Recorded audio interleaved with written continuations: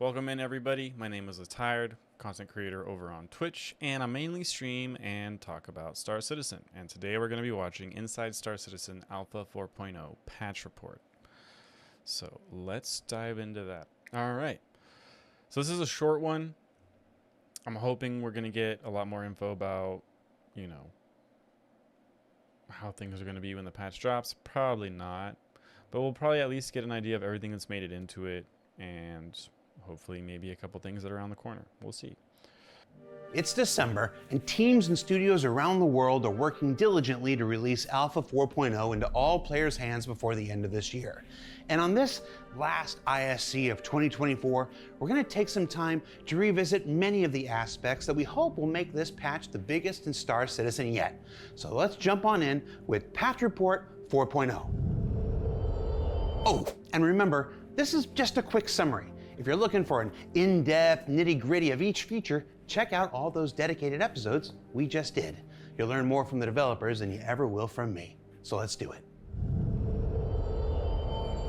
Which we've seen all of those, and you can go check my channel for reacts on all of them. But yeah, this is, I'm curious. I don't know. I've been playing EPTU once in a while, jumping in just to see the stability. Like, it used to be you'd log in and you couldn't even exit your hab. So it was a pretty quick test, And then it became you could exit the hab, but you couldn't necessarily take the elevators down to the lobby or whatever. So that was the next hurdle. Then once we got past that, it was, can you get out of your hangar? So we've been through quite a few steps with 4.0 so far in the EPTU, and I do believe we are now in, wave 4? We hit wave 2 right over the weekend. So yeah, wave 4 now I think is happening, and more and more people are testing it out, which is cool. I know they went to 4 shards and 500 players, which is pretty interesting, or per Stanton and Pyro. So a lot of progress, Now, what it'll be like when it go live, we'll see.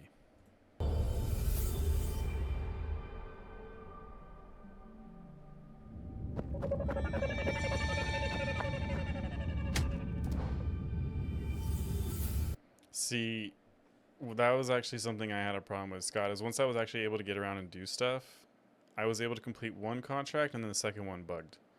And then whenever I would load in after that, it still said I was trying to complete that contract. And I was like, well, at least it remembers your contracts now, but I killed that guy.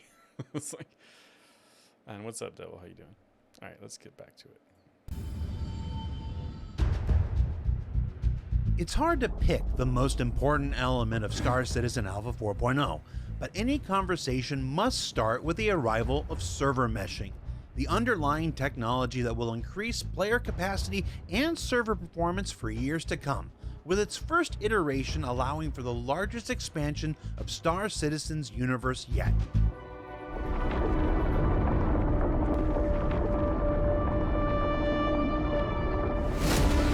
And you'll get to that expansion through our first jump point, connecting the Stanton system we've known and watched evolve since 2015 with the nascent Pyro system, as players and spacecraft alike traverse back and forth between 2 different star systems. I will say the jump point is so freaking cool. What's up, Average? They're definitely rushing. Yeah, they are definitely rushing 4.0, but every time there's a patch, I can definitely feel progress, which is nice and encouraging. So fingers crossed, it's not a dumpster fire when it hits live.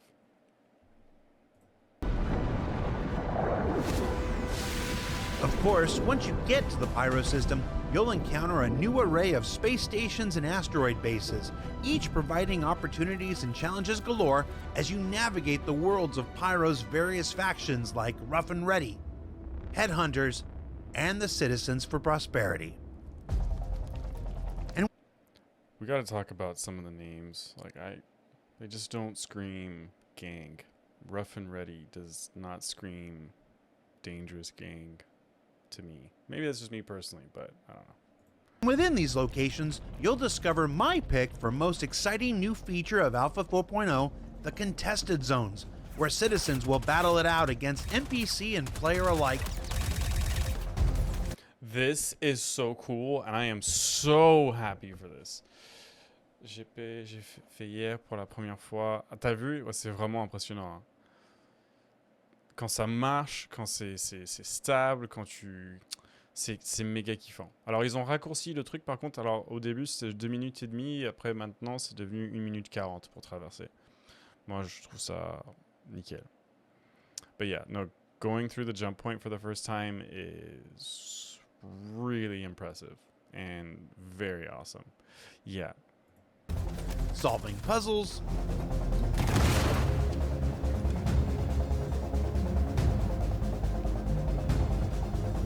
holding positions, and moving from zone to zone for a whole host of interesting and unique rewards that will continue to grow in subsequent patches.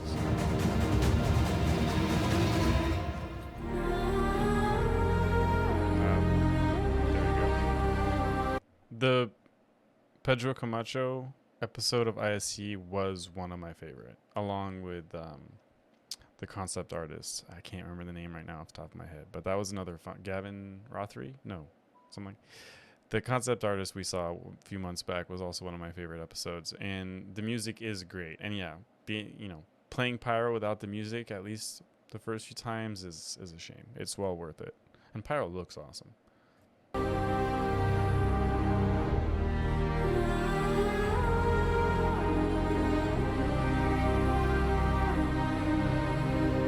Then, when you're ready to explore further, the planets and moons of Pyro offer 11 new terrestrial locations full of adventure and commercial advantage aplenty, with its 6 planets and 5 moons playing host to a variety of encounters to discover in settlements independent, outlaw, and derelict alike.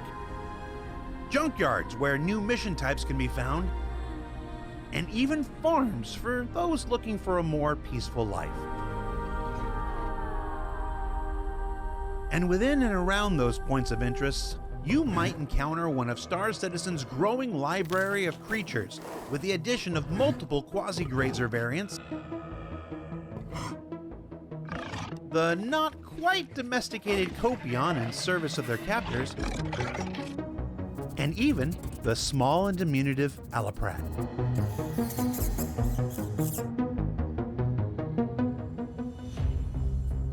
Then beneath the surface of Pyro's planets and moons, and Stanton's for that matter, new caves to be found in styles of rock, sand, and acidic beckon the brave adventurer to plunge their depths and conquer whatever creatures lie within.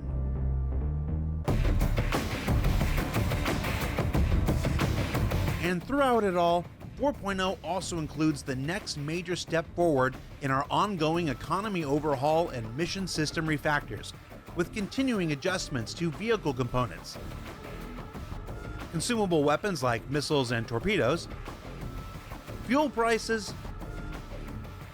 mission rewards, and much more.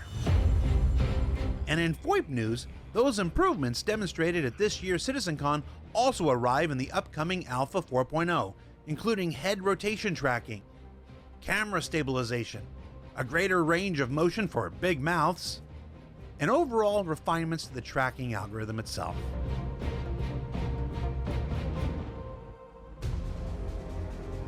And then, of course, we can't forget spaceships, where the Anvil Carrick blast shields and opening cargo doors make their long-awaited debut.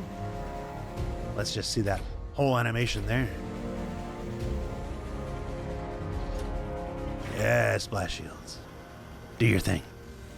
Also, what's this mean for the caterpillar doors? You're gonna get those soon?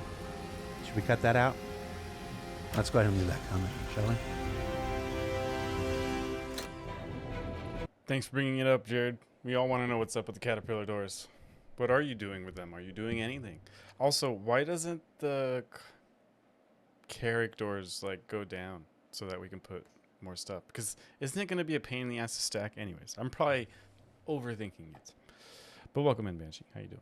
All right, we're almost done. Let's keep going. Quantum travel gets its next evolution with new variations to acceleration rates, fuel consumption, and maximum speeds based on each quantum drive's grade and class. And of course, we have to mention the legendary Space Wolf itself, the Mirai Guardian, makes its presence known and looks to reckon with anyone that called it the Fat Fury in the past. We're just gonna sit quiet and look at the Guardian fly around for a bit. Ooh, I've seen the previs on the trailer. I don't have anything to do with it, but it looks really cool. It's gonna be a good trailer when it comes.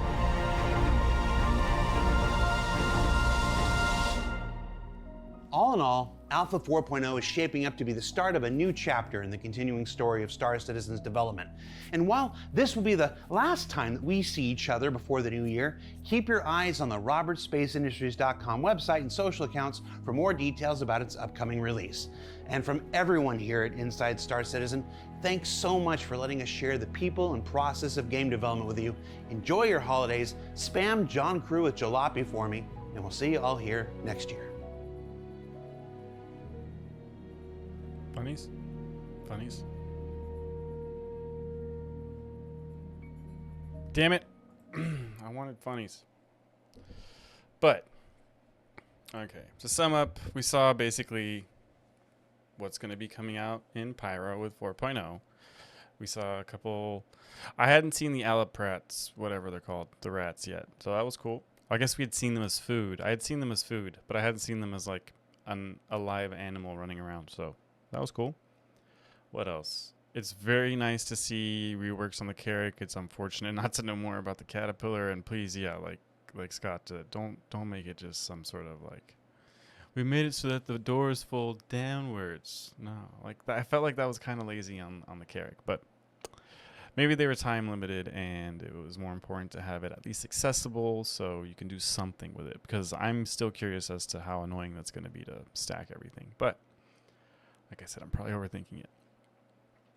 With that, thank you all for watching. This was another short and to the point, sweet ISC. It's good when they're not too incredibly long, but you know, this is really just a roundup for look at what we're about to give you, and hopefully it works. Et non, je pense pas qu'on ait vu le gardien avec les ailes aux pieds, Kobayashi. But all right, everybody, let's switch gears to something else now.